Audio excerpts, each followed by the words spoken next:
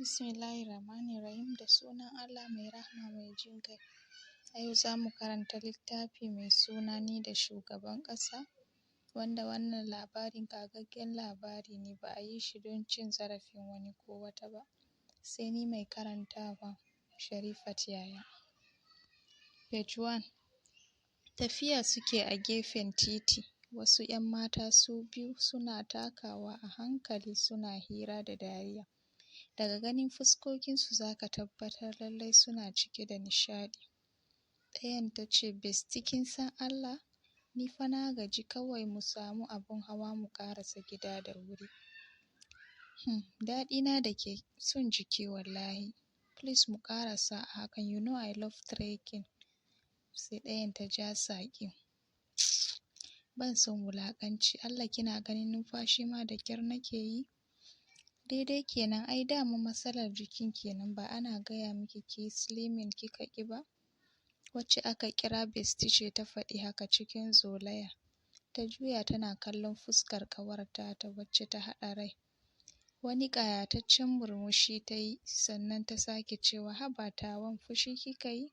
Sorry to, you know I love you, bana son abun da zai ɓata miki rai. Oya smile please." Kin san ban da lokacin iskancin ki ko? Come on, smile. Haba kin san today is a great day. Kin zama graduate. Mun gama Federal Poly lafiya, Allah ya bamu sa'a. Result. Ɗayan ta ce, "Yay, haka ne fa, I love you more bestina. Wallahi mun huta da morning lectures." Ta faɗa da ƙarfi suka rungumi juna cikin jin daɗi.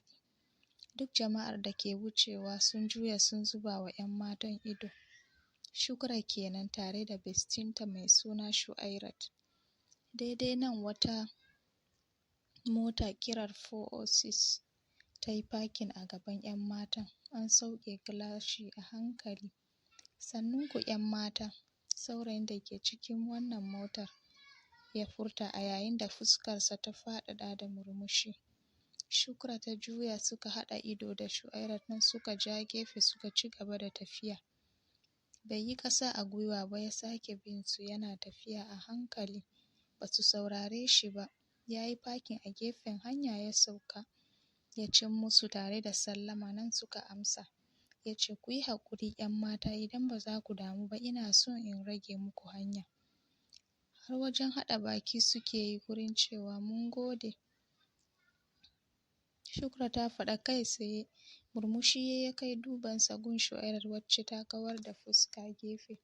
Ya ce, "Ku yi haƙuri please. Na san bai dace ba, amma." Tun kafin ya ƙarasa ta tare masa numfashi da cewa, "Look malam, sauri muke yi kana ɓata mana lokaci." Shukra ce ta sake magana a karo na biyu, tare da jan hannun Shu'airat suka yi gaba. Cikin motarsa ya koma ya tada ya sake bin bayansu. "Besti kina ganin mutumin nan? Ke ce ma kika kula shi. Share shi kawai za mu yi mu tafi. Ai duk laifinki ne yanzu damun." Ta ce, "Shh, ko dai yana son ki ne Besti." "No Besti, I can see that ke yake kallo tun ɗazu. So ina ga the best thing zan tsaya kawai na bashi numbarki. Kin isa? Wallahi zan bashi. Kafin nan zan ba da naki." Shu'airat ta juya kenan cike da tsokana.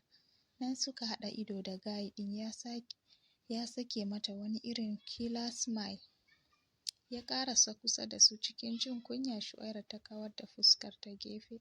Tana tunanin ko dai ya ji hiransu ne. Shukra ta juya tana kallon ƙawarta ta cikin jin daɗi.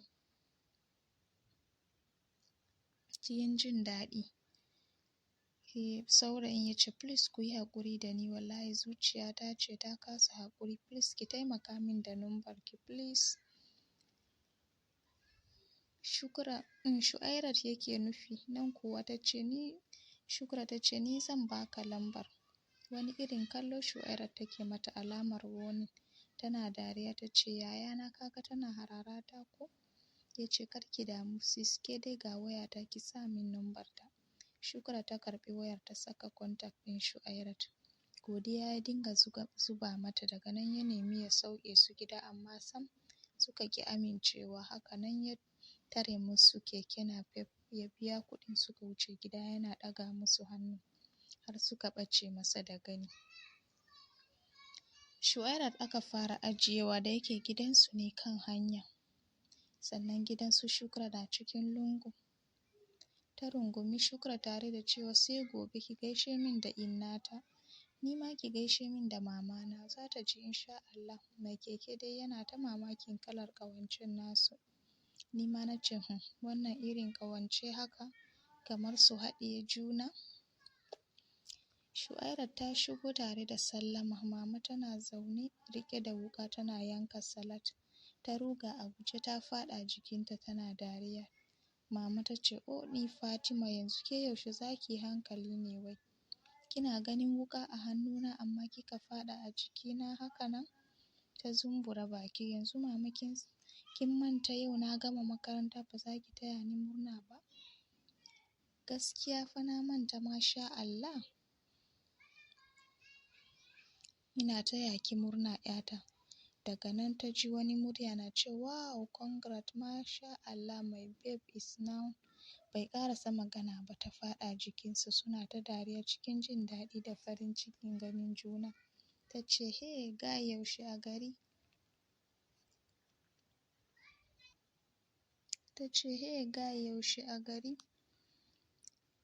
Ya ce, "Yanzu nan isowa ta kenan, ina sallah time ɗin da kika shigo." Daga nan suka koma gefen mama suka zauna.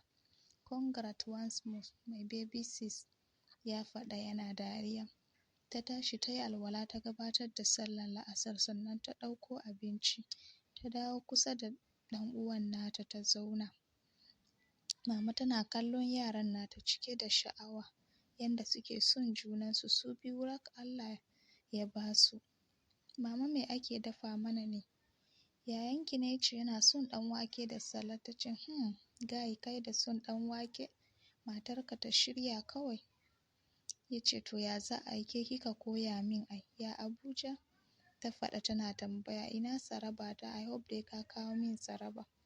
Mama ta yi dariya ta ce, "Oh uwar azarɓaɓi, a bar ɗana ya huta." Ta ce, "La mama ɗanki fa kika ce, ko irin kunyan 'yan farin nan da ake yi babu ba kara? Kin ci gidanku." Mama ta faɗa sannan ta wuce kicin. Yayanta ya harare ta ya ce, "Idan ba ɗanta ba ɗanki ne? Wato har yanzu kina nan kina takura tsofaffin nan ko?" Tana dariya ta je ta wanke plate. A daidai nan farin dattijon da ya kai kimanin shekaru 60 a duniya ya yi sallama ya shigo. Yana riƙe da wani baƙin leda babba. Kafin Shu'airat ta yi yunƙurin zuwa yayanta ya riga ta. Ya ce, babana yaushe a gari haka ko sanarwa babu?" Yana murmushi ya ce, "Surprise ne kawai baba, you are welcome." Ya ce, "Thank you," ya faɗa yana murmushin jin daɗi. Shu'airat ce ta shimfiɗa masa wani ƙaton tabarma sannan ta ce, "Baba sannu da zuwa. 'Yar baba an dawo ya jarabawa?" Ta ce, "Alhamdulillah baba yau mun gama." "Masha Allah, ina taya ki murna mamana." Ta ce, "Thank you sir." Mama ta fito daga kicin ta gama haɗa ɗan waken ta zuba musu cikin wani ƙaton plate. Shu'airat ta koma ta ɗauko robar yaji da mai. Mama ta ce, "Sannu malam." Ya ce, "Sannu uwar gida, na same ki lafiya?" "Lafiya alhamdulillah." Daga nan ta kawo masa ruwan sha. Page 2. Bayan sallar magariba iyalan suna zaune suna shan fruit. Yayan Shu'airat ne ya fara magana ya ce, "Baba dama wajen aikinmu ne an bani gida shine na ce tunda baby ta yi graduating me zai hana dukanmu mu tattara mu koma Abuja gaba ɗaya." Ya ce, "Ya yi kyau, Allah ya ƙara buɗi ya muku albarka." Shu'airat ta yi wani ihun jin daɗi ta ce, "Yay, zan koma Abuja." Ta faɗa tana dariya. "Oh, 'yar nan yaushe za ki girma ne?" Mama ta faɗa tana kallon ɗiyar tata. "Ke dai kin faye takura wallahi kin sa mata ido sosai ba dama ta sake sam a gidan nan." Malam kenan kai dai baka son jin laifinta ko kuka shugaba ta ai." Shu'airat ta wani turo baki ta tashi daga inda take ta koma kusa da babanta. Dama na san mama ta fi son yaya, kullum tana hantara ta. Murmushi suka yi, yayan nata ya jawo da kusa da shi. Ya ce, yi haƙuri baby, mama na son ki, duk sun fi son ki ma a kaina. Kuma kin gani ma ina son ki ko? Kai ta gyaɗa masa, tana jin daɗi. Dama ina son maka zancen aure. Ka girma babana, yanzu shekarunka 35, ya kamata ka ajiye iyali. Haka ne baba, insha Allah zan yi ƙoƙari, ku taya ni da addu'a. Ya ce ba komai, Allah ya sanya alheri ya baka mace ta gari. Sai kuma suka fara shirin tafiya Abuja. Ya ce jibi ne za mu tafi saboda kwana 3 aka bani daga gurin aiki. Da safe bayan sun yi kari, Shu'aira ta ɗau wanka cikin wasu paperless dark blue da ja. Ta saka 'yan kunne jajaye, ta yi kyau sosai. Da yake ita ɗin wankan tarwaɗa ce, sai kalar kayan sun mata kyau. Tana zaune kenan, Shukra ta shigo tare da sallama. Kayansu iri ɗaya, ita ma ta yi kyau sosai. Ta gaisa da mama sannan suka shige ɗakin Shu'aira. Ta ce, ke mutuniyar, zan tafi Abuja fa. Shukra ta ɓata rai ta ce, shi ne har wani daɗi kike ji bayan za ki tafi ki bar ni? Shu'aira ta ce, sorry besti, kin san ba zan so rabuwa da ke ba. Amma ya za a yi, yaya ne ya ce za mu koma can tare da su baba da mama, ki yi haƙuri kin ji? Nan suka rungumi juna. Shukra sai hawaye take. Ita ma Shu'aira ta fara nata kuka, an rasa mai rarrashin wani. Ya shigo ɗakin tare da sallama. Nan ya ja ya tsaya yana kallon su. Ya ce, lafiyanku kuwa? Kun shige ɗaki sai kuka kuke kamar waɗanda aka aiko wa mutuwa. Yaya Shukra ce ba ta so in tafi in bar ta, kuma ni ma ban son rabuwa da ita. Ya ce, lallai rashin duka na damun ku. Idan ba haka ba, haka kawai za ku shige kuna wani kuka?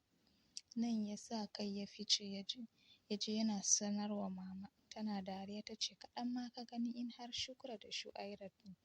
Al'amarinsu sai Allah. Saki ya ja cike da jin haushi. Ya wuce falon. Da kyar mama ta lallaɓa su suka shirya zuwa makarantarsu. Tun a bakin gate aka rubuta da manyan haruffa, Federal Polytechnic Mubi, wato makaranta ta gwamnatin tarayya da ke can garin Mubi ta jihar Adamawa, Najeriya.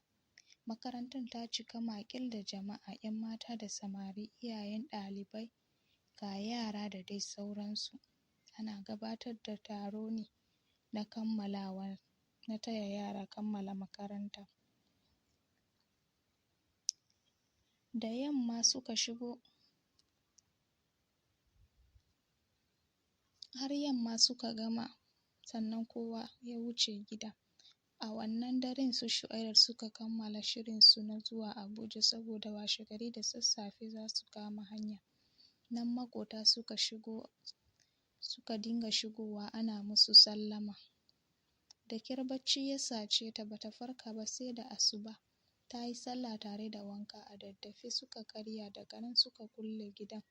Cikin mota ma shiru ta yi ta jingina jikin mama. Baba yana gidan gaba, yaya kuma shi yake tuƙi. Suka ɗau hanyar birnin tarayya wato Abuja. Sai can wajen dare suka shigo birnin tarayya.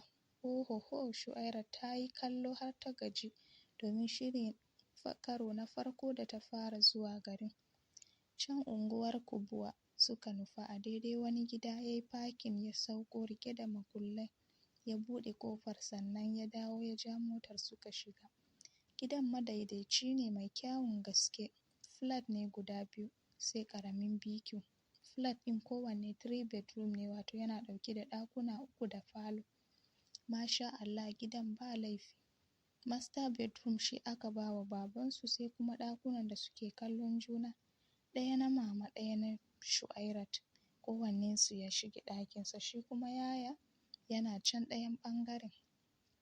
Ɗakin Shu'airat gwanin ban sha'awa. Ga gado madaidaici, sai dressing mirror, ga kuma wardrobe a gefe. Sai kuma ƙofar shiga bayi. Shu'airat ta faɗa kan gado cikin tsananin jin daɗi ta shiga. Tana murmushi. Bayan ta fito, ta shiga bayi ta yi alwala ta fito ta yi sallah azahar da la'asar. Yayanta ne ya turo kofa ya shigo da sallama ya ajiye mata leda yana murmushi ya ce, "Baby ga abinci ki ci wannan ki huta. Nan ne shine ɗakinki. I hope you like it. Akwai kaya a wardrobe idan akwai abin da kike buƙata sai ki sanar da ni." Cikin tsananin murna ta tashi ta rungume su ta ce, "Thank you yaya, na gode sosai. Allah ya ƙara buɗi." Murmushi ya yi sannan ya juya ya bar ɗakin. Ta buɗe leda fried rice ne da pepper chicken a cikin takeaway ɗin sai kuma Hollandia drink mai sanyi. Ba ta yi wasa ba ta hau ci har ta ji ta ƙoshi sannan ta haye gado ta kwanta tare da yin hamdala. Wayarta ce ta hau ruri, Shukura ce ke kiranta. Nan ta ɗauki wayan suka daɗe suna hira tana ba ta labarin hanya. Daga nan kuma bacci ya yi awon gaba da ita. Asuba ta gari. Sai mun haɗu a kashi na biyu. Na gode.